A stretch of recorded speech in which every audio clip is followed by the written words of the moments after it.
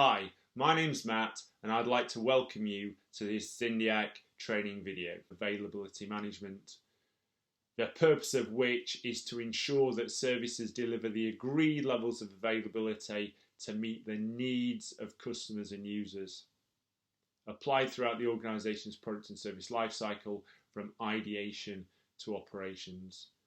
Availability, the ability of an IT service or other configuration item to perform its agreed function when required. So that's really important, that it when required, and that goes back to my EPOS example. The EPOS system only needs to be working when we're selling stuff, yeah. So, and we need to think about that for all our systems. It can be a simple calculation based on mean time between failures. So it's systems available, it's not available. And then the mean time to restore service. How long does it take us to get back to that available? And you can have a situation where mean time between failures isn't very good. You know, it's available, it's down, it's up, it's down, it's up, it's down, it's up.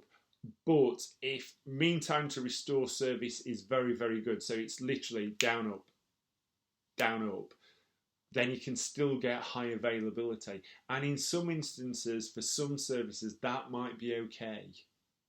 In others, it might not be. You know, if it goes down at all, then something has to restart. But generally, particularly with things like video streaming now, they cope with short periods, and I'm talking sub-seconds of unavailability. You know, that doesn't stop us transferring. It doesn't go back to the beginning of the video. But what does it mean to the user customer? So that's what we need to understand. What does it mean to the user customer? And do they need all functionality? So again, think about the EPOS system example. The EPOS system is the system that allows retailers to sell you stuff. There's some functionality that's absolutely critical, i.e. that they can know what the price is of the thing you're trying to buy and take your money. So that functionality is critical. But it does more than that. So when they scan the barcode and take your money, it also subtracts that item from their stock and does other reporting and puts points on your loyalty card and other things. They're less important. So it might be that we only consider unavailability if we can't do the financial transaction, or it might be a different level of availability for the other things that we can kind of cope with the other things. Maybe the terminal can store those things up. If it loses a network connection, it can store those items up and transact those in batch later. So we need to think in the detail level, at the detail. Devil's in the detail. We need to get down to that detail level to understand about availability management. Again, we're going to, as we've done with the other objectives of high velocity IT, we are going to look at success factors. And again, I've broken them down into definition or planning success factors and delivery success factors. So for availability management, identifying service availability requirements. Clearly, as I've just said, we need to understand what the requirements are from the users. And when we're doing that, do be careful, because there is a tendency now for customers and users, when you ask them, what availability do you need? Well, 24/7. Why do you need 24/7? Well, the internet.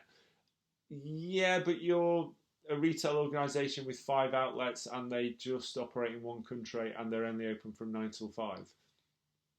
Oh yeah, right, okay.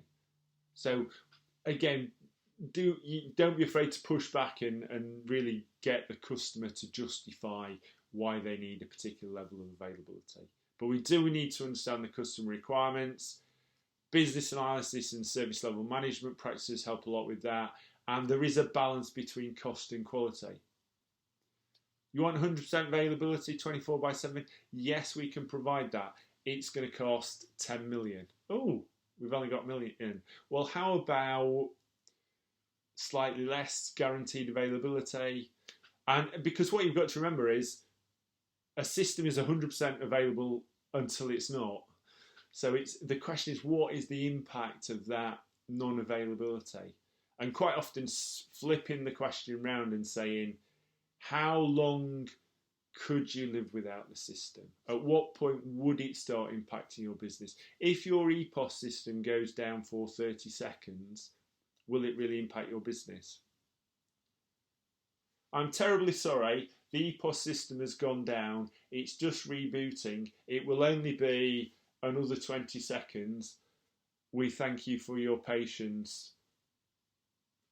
Most people, if they've queued up already, they can deal with that. Worst case scenario, you could say, we'll give you 5% off for your extra time waiting. You can cope with that. But if it's 5 minutes, if it's 10 minutes, people are walking out the store, even if you're giving them a discount. Determine availability criteria, the criticality of the business functions that are enabled by the service, thresholds for underperformance and complete unavailability, so I was just talking about that. Scale factor, the number of users, business units and sites impacted. So again, if we're a retail organisation, we've got 200 outlets. Is one affected? Is 10 affected? Are all 200 affected? It differs. Again, is one user, 10 users, 100 users, 1,000 users? It's a different thing. So we need to understand those scale factors. And certain users, business unit sites that are affected. So again, we might have 200 retail outlets, but if the one in Abergavenny is affected, we don't do a lot of business there.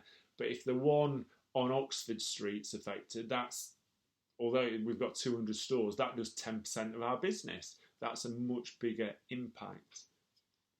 The service delivery schedule and peak hours, and you've covered that before in ITIL. Patterns of business, all businesses have different patterns, and we need to understand this. So right now, I'm recording this in August. Certainly in normal times, that's holiday season in the UK, so people would be going away on holiday. So holiday companies, that's a more important time for them. For some retail organisations, Black Friday, really, really important. We need to understand those patterns and peak hours. Determining availability metrics and setting targets should accurately reflect how consumers are impacted by unavailability. So again, it's understanding the business requirements and making a plan for how we're going to meet them. Delivery, measuring, assessing and reporting service availability, mean time between failure, minimum time between failures. So what's the least amount of time we can go between failures? Number of service disruptions, that might be significant. So we can handle one big disruption, but we can't handle 10 disruptions a week. Total downtime over the period, maximum single outage, and mean time to restore service. So each one gives you a slightly different view of the service, and depending on the service, maybe more or less important. Treating service availability risks. FAIR proposes the following forms of loss or impact. So again, this is helping you understand the risk.